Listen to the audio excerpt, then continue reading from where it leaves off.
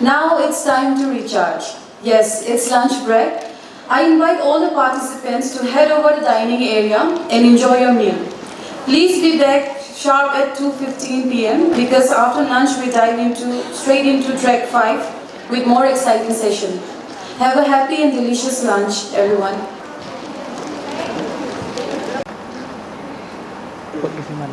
What else? And how actually? Yeah. Because it's about the use of antibiotic, right? Prescribing antibiotic pattern before and after. This prescribing is done by the physicians, not by the nurses. So how your study can be not significant to the nursing profession or to the nurses? How can you link this from your study? Before study, the both babies received antibiotics, ma'am. The post-implementation, we reduced the use of antibiotics. So, what implementation actually then? It's antibiotic, they are getting antibiotic only. Here we followed the ICMR standard protocols, ma'am. That we have red flag sign and the yellow flag sign. Yes. In the red flag signs, we will start immediately, like sepsis, respiratory distress, and shock. The patients will start immediately. And in the your yellow, study, all the neonates, yes, I think, irrespective of whether they are having any problem or not, if they are getting the antibiotic, then you have included in your audit. Am I right? yes, ma'am.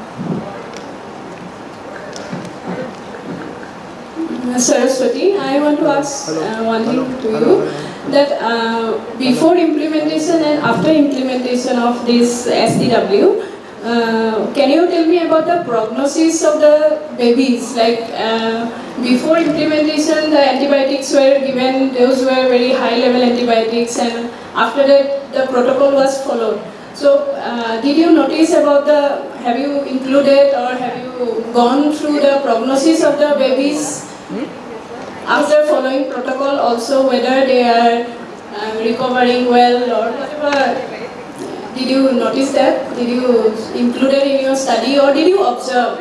You have not included in your study that we have seen, but did you observe that? Yes, ma'am, we observed. Okay, what was the result, like before implementation of SCW and after? Previously, they will start antibiotic to all the babies. After SDW implementation, they started according to the protocols. That we understood. But the recovery of the babies, I mean, what I want to ask you, that what was the rate of recovery, it was better, or what was the recovery of the baby? Because you are using, if they are using antibiotics, that is for some purpose, right? So, was the purpose fulfilled in same way or it's in better way? That's what we wanted to know. The baby hospital stay will reduce, ma'am, because they start early. Okay. Please check it. When you go back, please go through the files and check whether already you have told that the duration of stay was reduced, but just check it for the recovery. Okay, thank you. Conference organized by Guwahati and Association of Nurse Executives India. I am very much thankful for this wonderful opportunity to present my oral paper on the topic From Secure to Unstable, a root cause analysis of post-NICU sudden neonatal deaths conducted by myself, Ashwini K.M., tutor and Deputy Nursing Superintendent in AIIMS Nagpur, along with Ms. Suruchi, Senior Nursing Officer and NABH Coordinator under the guidance of Dr. Sanjana Somnath, Associate Professor in Department of Neonatology. This study focuses on the sudden infant death syndrome or SIDS, which are catastrophic events occurring mostly during the post-neonatal transition period including home or in the community settings as well as in the hospital settings. It is mostly related to infant-related factors such as physiological immaturity or subclinical sepsis, caregiver-related factors such as the caregiver-related parental fatigue, and some of the system-related factors such as staff shortage, communication gaps. The objectives of this study were to identify the causes of sudden neonatal death in hospital settings, effect of the factors associated with sudden neonatal deaths and to analyze and develop protocol to reduce the sudden neonatal deaths. We used a research methodology of 9 steps beginning from case identification to follow-up and tracking. We first identified the sentinel events of sudden neonatal deaths and collected the related data through incident reports, discharge summaries, and death summary. Based upon the data, a detailed investigation was carried out through the interviews with the healthcare disciplinary team as well as the parents. The cause of death was determined and the contributing factors were identified. A fishbone or Ishikawa diagram was made to identify the root cause, and we developed the action plan. The action plan was documented and submitted to the competent authority of hospital administration, and follow-up and tracking was done with adherence checks. The Ishikawa diagram here demonstrates 4 important factors based upon healthcare team related factors, patient related factors, processes or operational procedure related factors, and protocols or policy related factors. The healthcare team related factors included panic response, lack of refresher training, manpower shortage, and recurrent staff turnover. The patient-related factors include comorbidities such as preterm low birth weight, previous history of hypoxic encephalopathy, acute factors of hypoglycemia, lack of parental education and newborn care, and poor compliance with the instructions by the parents.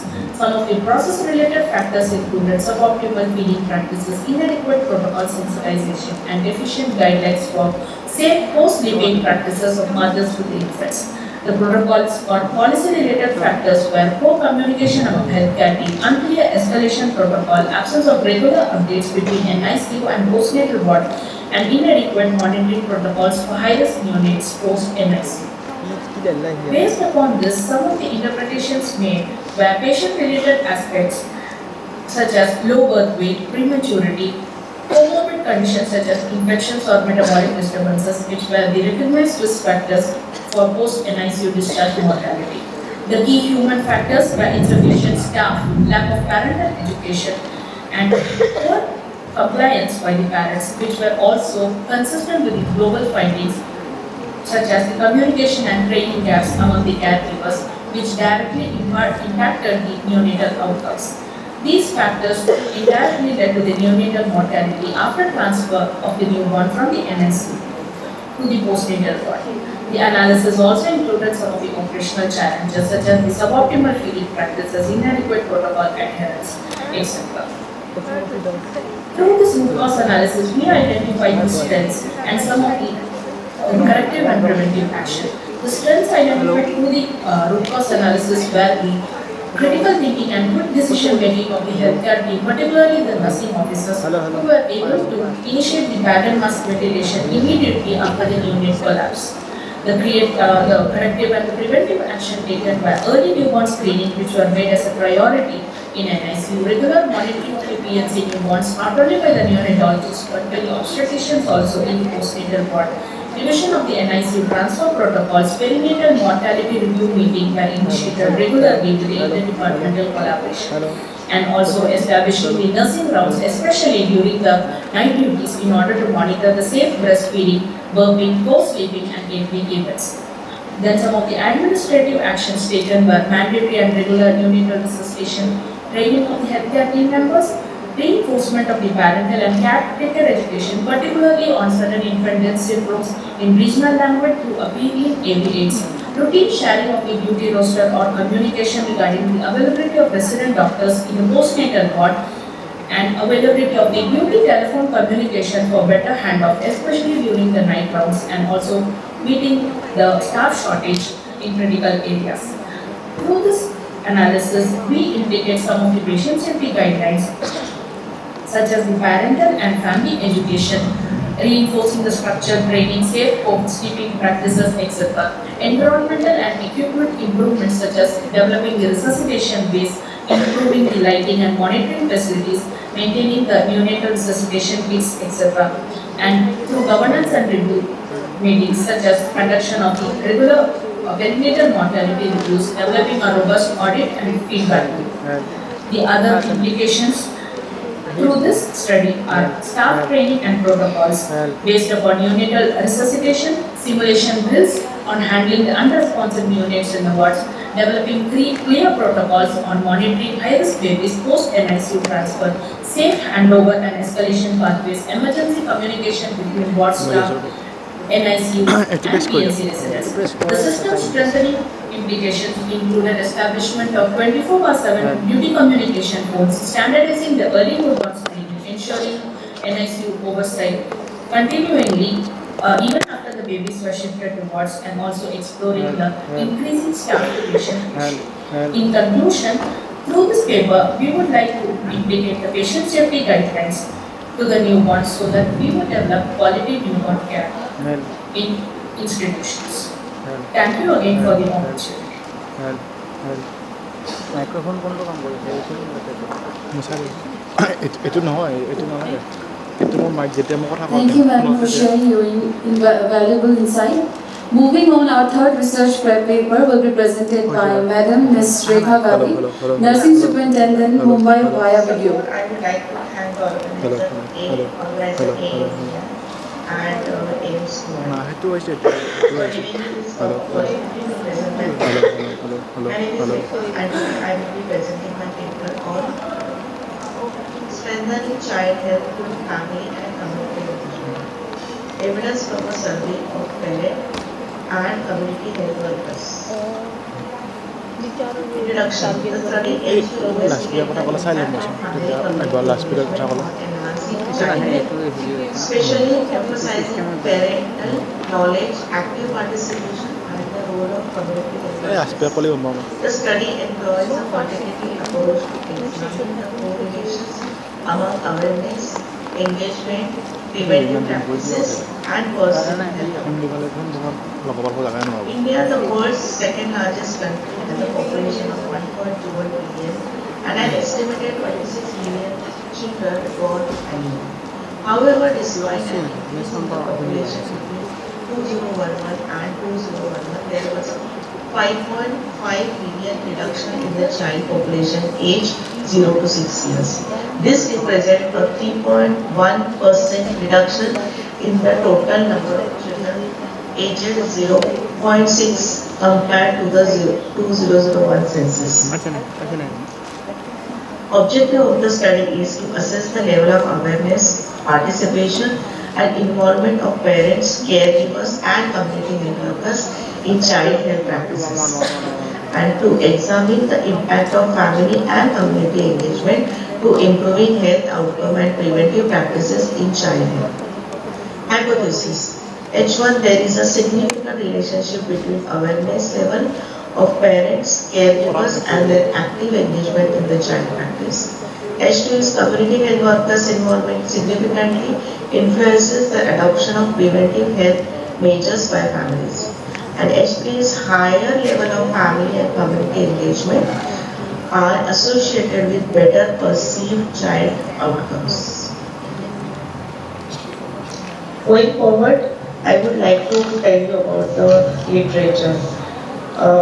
Several studies have highlighted the importance of family and community engagement in improving child health outcomes, such as parental involvement, role of community health worker, family-community partnership, and impact of child health indicators.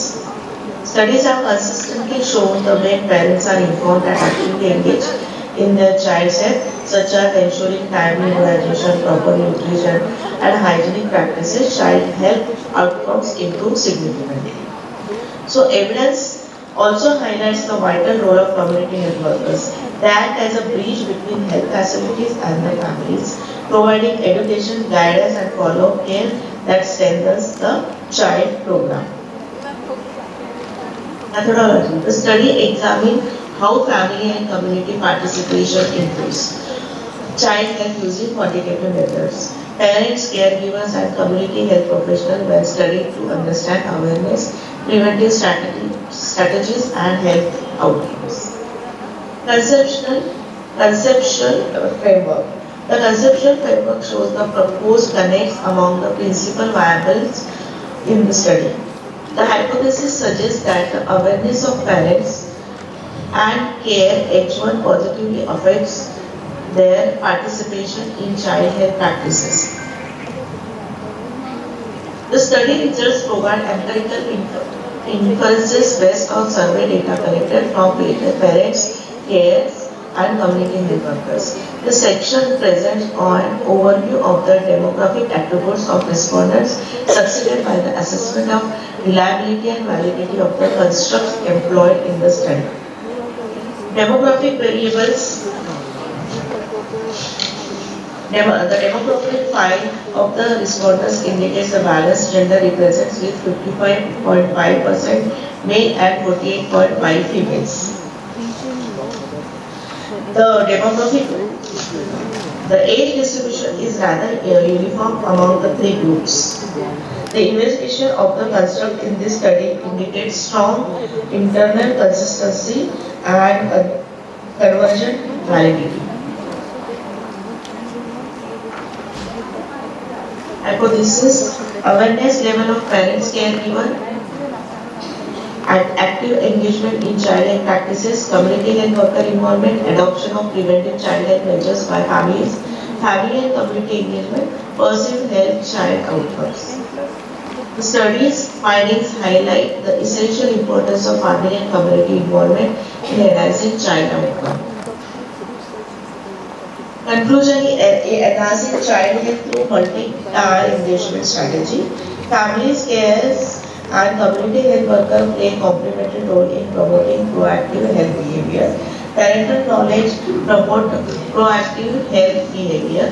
Community health workers assist in implementing preventive care. Collective involvement improves children's overall health and well-being. Implication of policy and program development, emphasize on health education, enhance community health workers' ability and participatory health initiatives.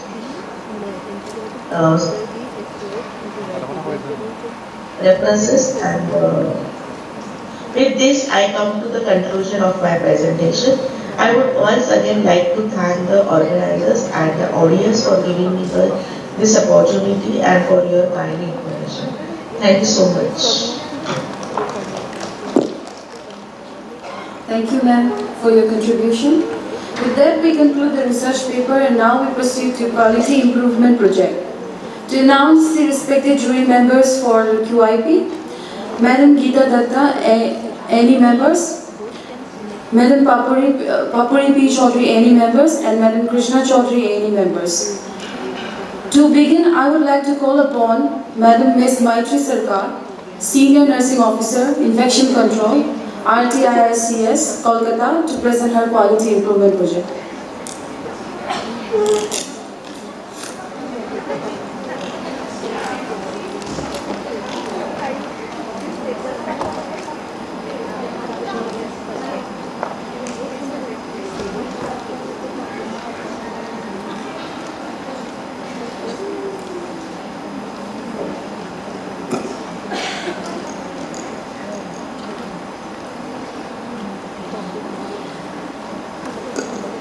Good afternoon, jury members, and good afternoon, everyone present here. I am Maitri Sarkar, presenting on behalf of Hospital Infection Prevention and Control Team of ANEI Kolkata.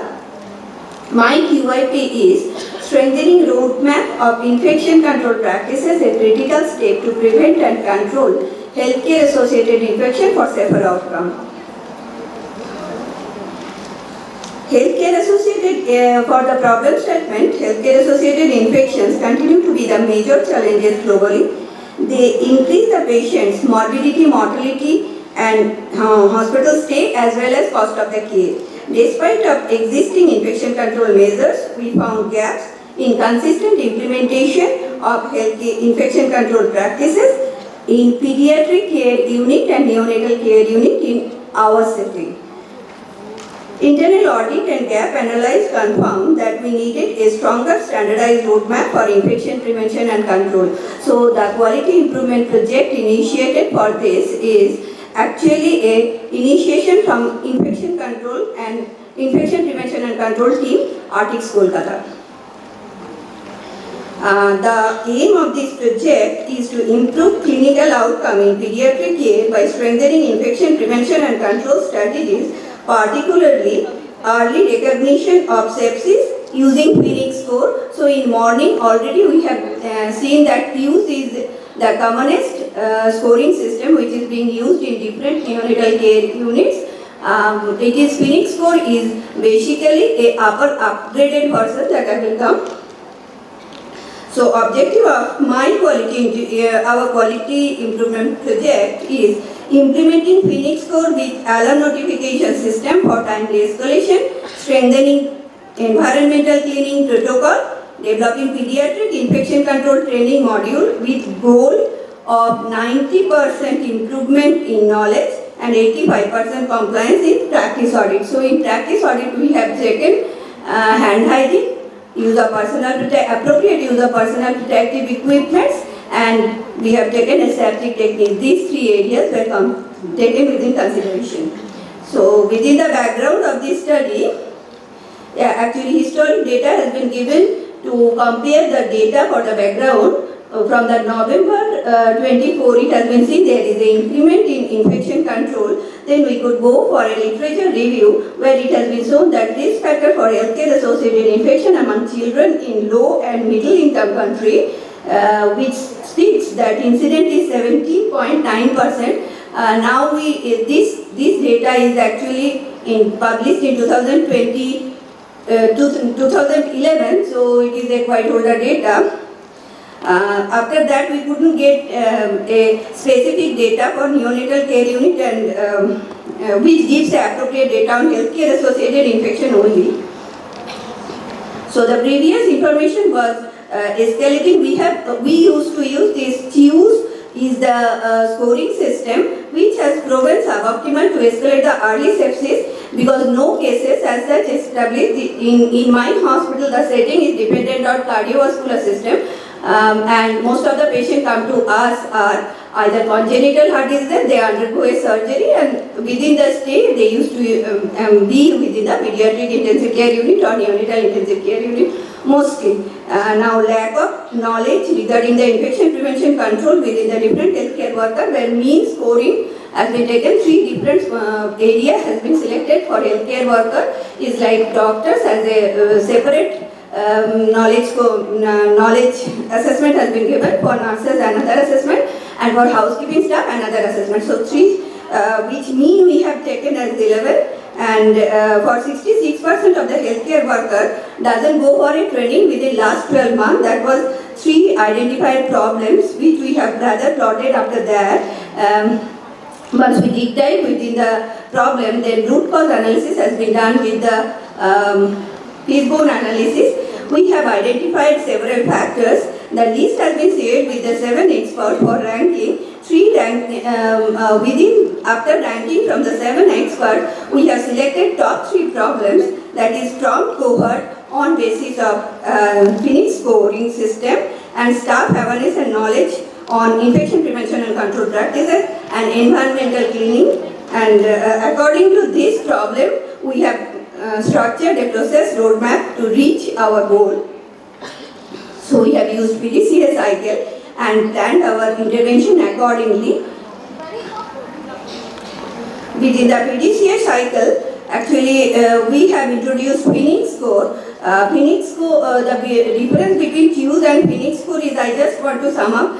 In respiratory system, we used to use tachypnea. But in Phoenix score, we used to have FiO2 and PO2 inclusive, so more comprehensive result can be shown when the patients are intubated. And for cardiovascular, the other PUs or CHIUs, they used to use blood pressures and heart rate. What we use in Phoenix score is MAP and vasoactive substance, use of vasoactive substance. So this is more intensive, and the foremost things which could be identified is platelet count. Anticoag use of platelet means we got most of the patients, this is the assumption, it was not included within the study. We have seen most of the patients escalated on basis of platelet count, which has been degraded, and after that, because it is a cardiovascular system, most of the time we couldn't got a escalation on the basis of clues. So before project data and after project data were compared within the scoring systems, we got an early identification of sepsis within half an hour on the basis of Phoenix score, which is more than 2, and 100% compliance we could get within next 2 months. So the implementation started on February. We could start adopting data from March. It was 14.3, then 40%. Then in May onwards, we could get 100% compliance on appropriate escalation. These all are the identified sepsis from the Phoenix score. And for the HEI rate, you could get a difference. It has a steady downward, it shows a steady downward movement. And a random infection, environmental swab was positive on a single location, which has been shown, because before that it is a schedule system is there in our setup, which is bi-weekly environmental swabs are being sent for air cultures, settle plate are being sent, and water culture, we go for water microbiology bi-weekly. So we went to these all things afterwards also, and this time with March onwards we informed infection control nurses to take the swab so that there is no bias. And our target 85% knowledge we could get in improvement as it is showing, and compliance to the practice post training has been 90% in all practice audits, and training attendance, though it was not inclusive within the preliminary section, 100% training attendance we could achieve.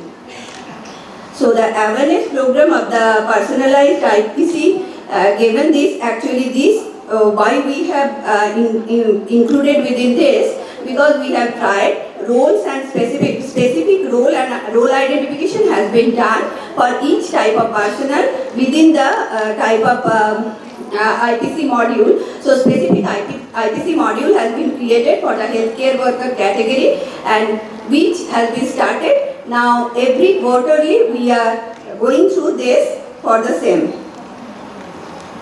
So the whole program has been projected on DMAC project summary I have given. So in D, first 15 days was started. First meeting was done on January 21st, and it has ended in February 5. And the measurement we have started taking from 6 to 22, and analyzation phase was 21 to 7.3, and in improvement phase it is 8.3 to 8.6, and in control phase, so just now we have finished our control phase, and if this after this control phase, as I have told that we have taken only top 3 problems, we will try to initiate other problems, we will try to integrate other problems too within the QIP. So it is a continuous process what we have started. We will try to incorporate the other things so that we can go on serving the best patient outcome. These all are the references. Thank you.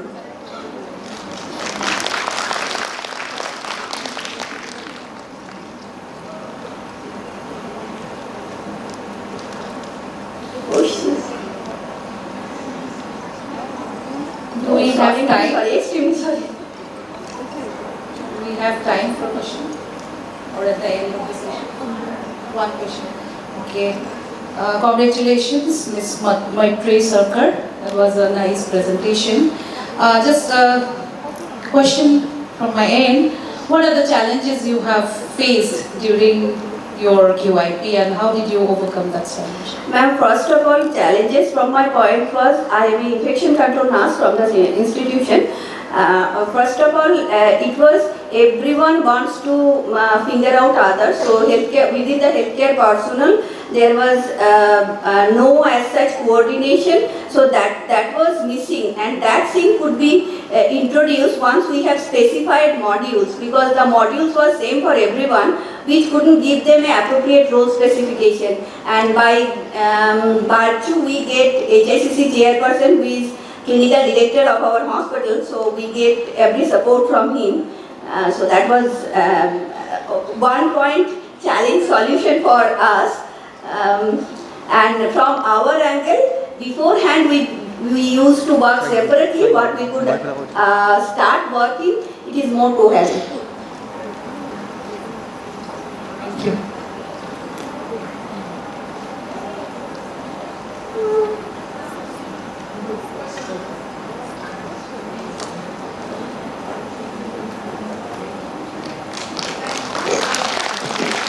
Thank you so much, ma'am, for your presentation. Next, I invite Madam Ms. Vaya Suklandan, Shift in Charge, NICU Department, Supercare Hospital, Shillong, to present her quality improvement project.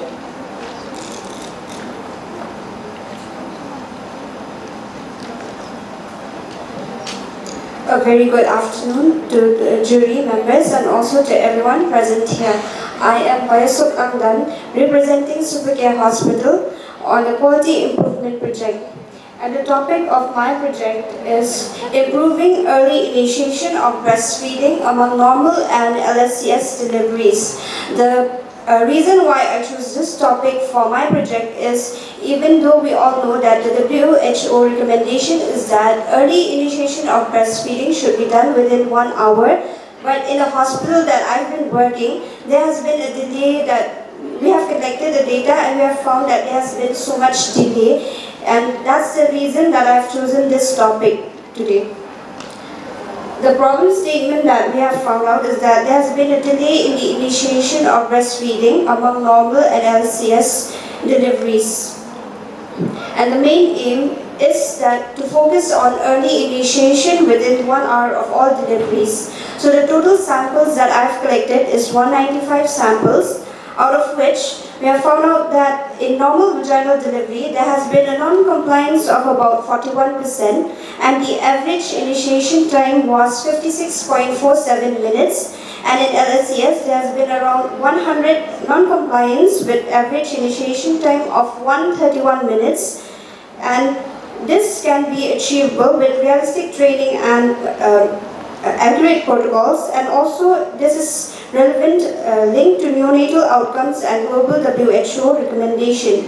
The time that I've taken to complete this project was from January 2024 to July 2025.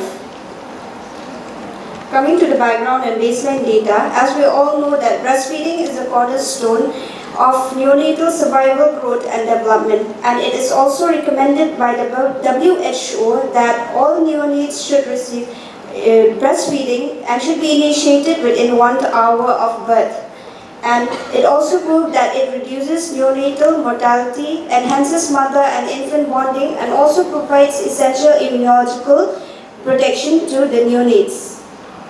But despite knowing all this, there has been a few barriers that we have faced, that is such as limited staff awareness, absence of standardized protocols, inadequate maternal counseling, and also post-operative delays, especially in LSCS deliveries. So these factors have significantly contributed to the delay of early initiation of breastfeeding. So a baseline audit that was done at Supercare Hospital, we have found out that in normal vaginal deliveries, there has been 41% non-compliance, and in LCS, there's about 100% non-compliance. So this has showed that there has been a huge gap and a need for quality improvement project. Hence, using the PDCA, we have done this project.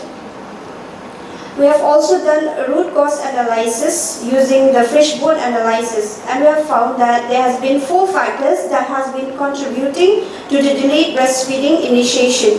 The first being patient-related, immediate post-operative pain of mothers post-cesarean. Then rural families were hesitant due to cultural myths, as it was believed that there has been a myth in our state that colostrum is bad for the babies, so some families stick to that myth till now.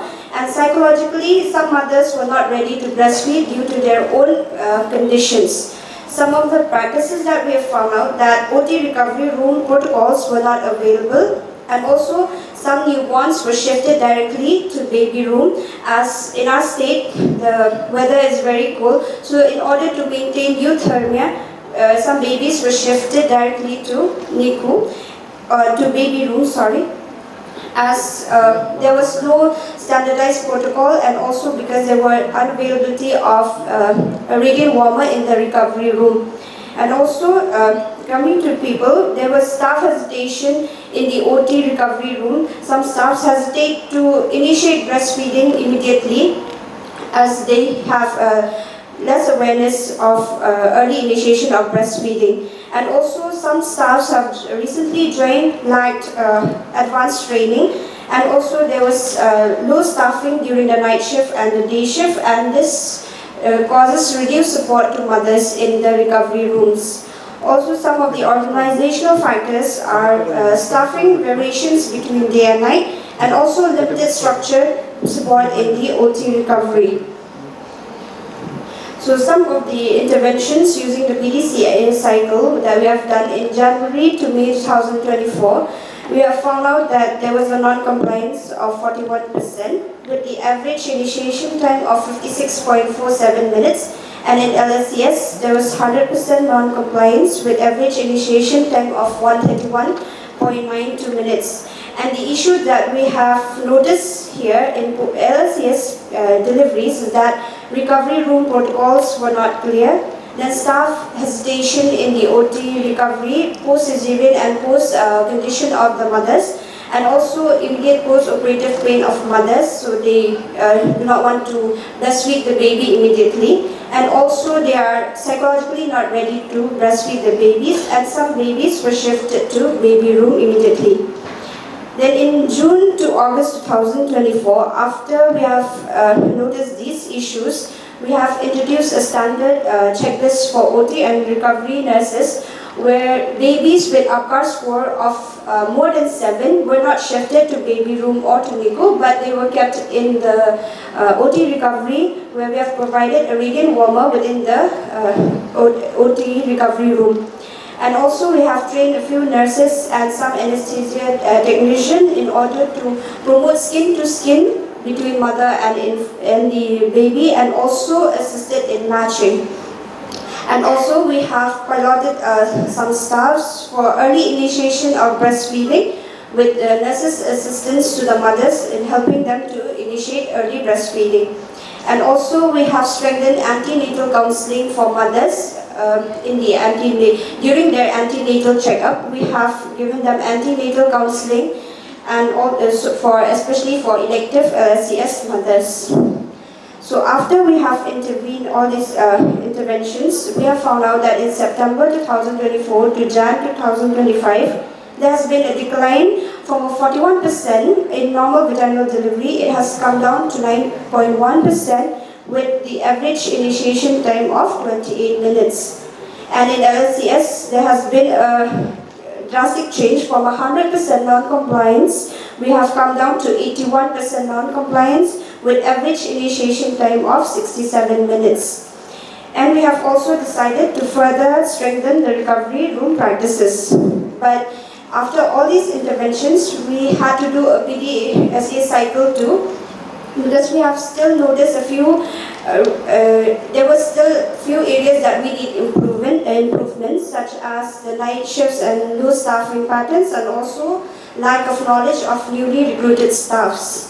So we have developed a breastfeeding initiation policy, which was adopted by the hospital management. And also we have introduced a monthly quality indicator tracking of early initiation of breastfeeding. And also we have assigned breastfeeding champions among seniors so that they can mentor and monitor these new staffs in order to help the mothers breastfeed even in the recovery rooms.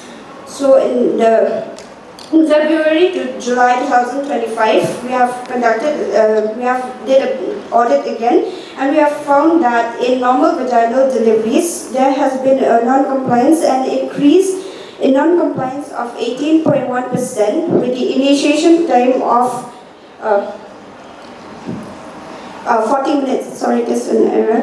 And LSCS, there has been a non-compliance of 58.8% with average time of 58.1. The reason for this non-compliance in normal vaginal delivery is because some babies were shifted to NICU because their upper score were less than 8 and they were sick babies, so we had to shift them directly to NICU. After this study, with the help of our pediatrician, we have initiated a breastfeeding information booklet for antenatal mothers and families, and also we have distributed kangaroo mother care handouts.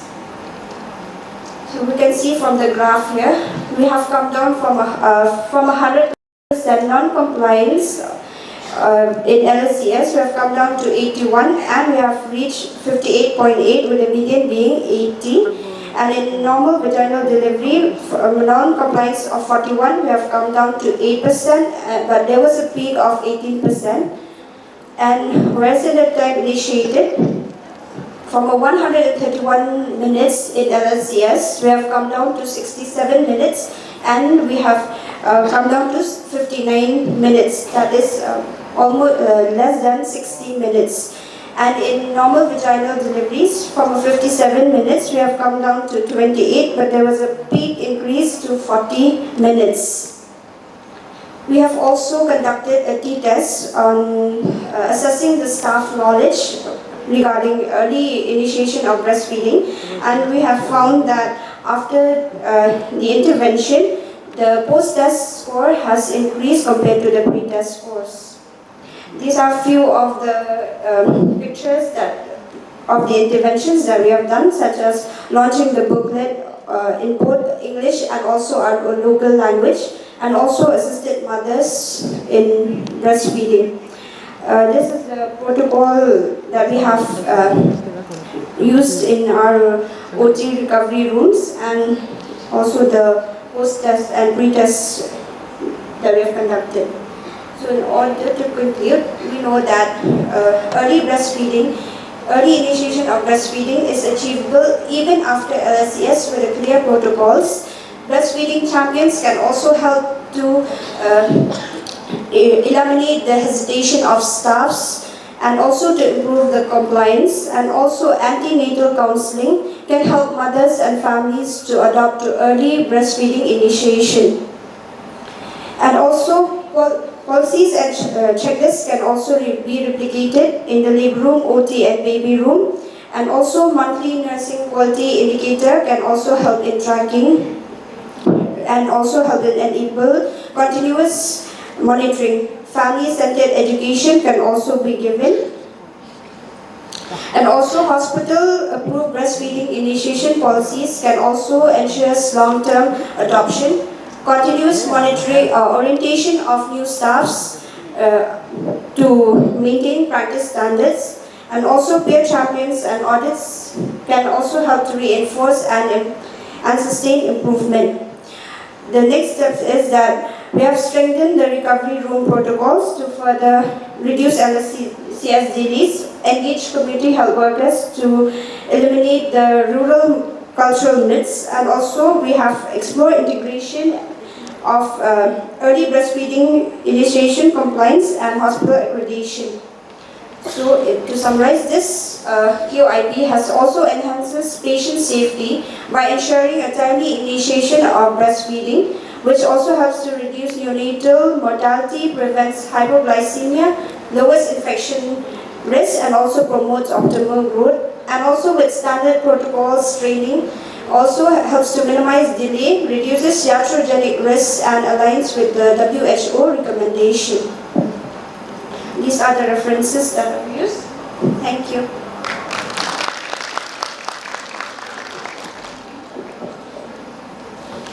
Ms. Bai Suklang, this is a very wonderful project. I have one question to ask. What you have done for the mothers who is severely ill and the newborns, those who are hemodynamically unstable, for them what protocol you have maintained?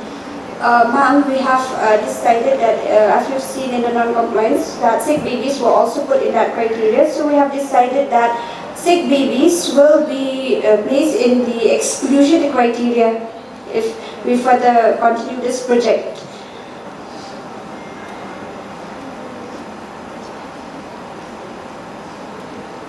Thank you. Thank you, ma'am. Thank you.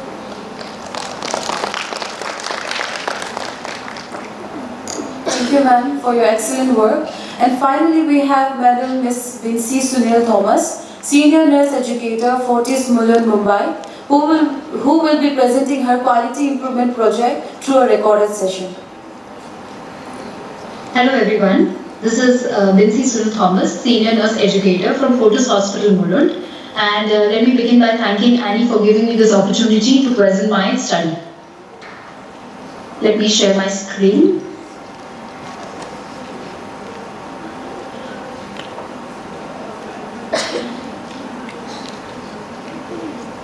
So my QIP is on impact of improved compliance to breastfeeding on reduction of hospital readmissions among neonates in a multi-specialty tertiary hospital.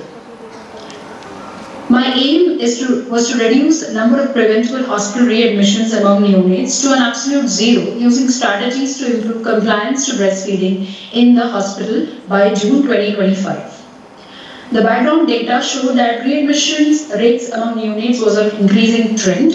In our hospital, on an average, we have around 25 neonates getting discharged from the ward. In June 2024, we witnessed 4 neonatal readmissions, which was highest in a month. So it was around 16% of neonates getting readmitted, and this was due to preventable events like hyperbilirubinemia. So history collection, clinical examination and lab findings of these neonates indicated lack of effective breastfeeding by the mothers as one of the reasons.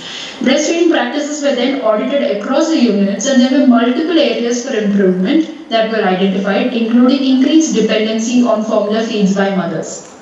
We conducted a survey among mothers visiting the OPD for follow-up among 33 mothers, which revealed that only 24% were exclusively breastfeeding their babies, with 67 providing formula feeds along with breastfeeds and 90% purely on formula feeds.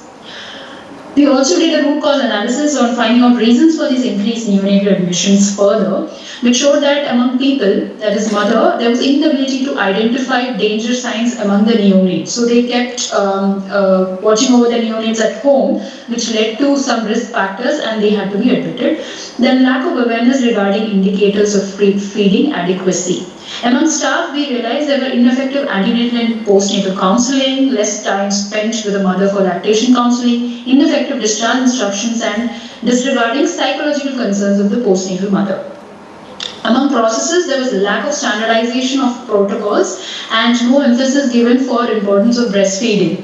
And in the environment, we had lack of mother support systems, and then patient preference, that is formula feed, was adopted as a standard practice, and all departments were working in silos. There was no role clarity on who will support breastfeeding. So we intervened in 2 phases. Phase 1, which began from October 2024 onwards, where we thought of strengthening the existing antenatal and postnatal counseling practices, skill building of healthcare providers, and initiation of breastfeeding within the golden hour. For that, we started with ANC sessions twice a month, addressing smaller groups, one-to-one counseling, initiation of the patient information leaflets, mother support groups, and also introduction of galactobooks for all postnatal mothers. We introduced 1 lactation nurse per shift in the maternity unit with round-the-clock monitoring of patients. Clinical psychological visits were initiated for all postnatal mothers, and the initiation of breastfeeding within golden hour was started for both normal delivery as well as cesarean section deliveries on table. So this brought about improvement in the participation of mothers in breastfeeding, and thereby increasing in percentage of exclusive breastfeeding on discharge. Lactation nurses could ensure skin-to-skin contact and timely breastfeeding, and competency among healthcare providers helped in timely escalations and maintaining the golden hour. That is, initiating breastfeeding within 1 hour of delivery helped in improving breast milk production also for the mothers. So all these were implemented, adopted as a practice. Then in phase 2, Jan 2025 onwards, we also thought of standardizing all our guidelines and pathways to administer scientific and predictable care to the patients. For that, we brought about this labor and delivery preparedness flow chart, which was displayed in the labor OT, so that there is emergency preparedness among staff. Then the LCS care pathway was revised. It was made user-friendly and easy to follow format. And lactation bundle was introduced, which helped the healthcare workers to encourage breastfeeding both through antenatal to postnatal period of the mother. mothers. Then baby well-being card was introduced so that the parents on discharge could track the well-being of the baby and escalate to the pediatrician as required. All these processes were initiated and audits were done and improvements were made and standardization and provision of care was achieved between all the multidisciplinary team. So these processes were also adopted.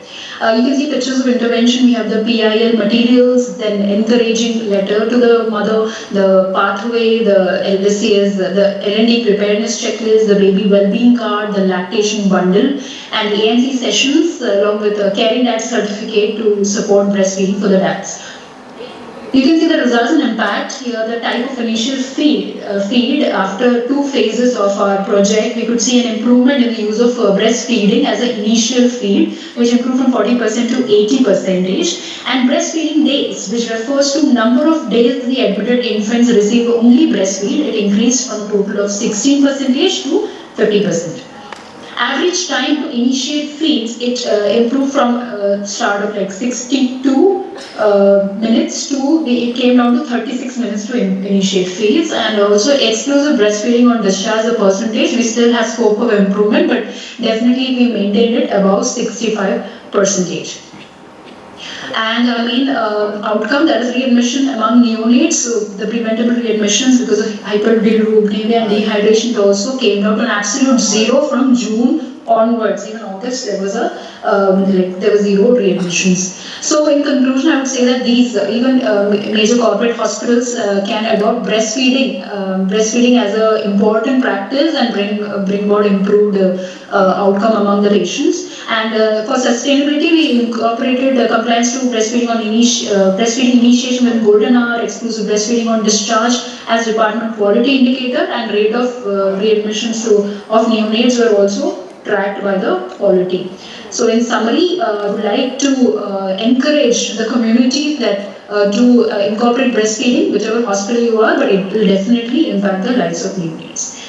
Thank you so much.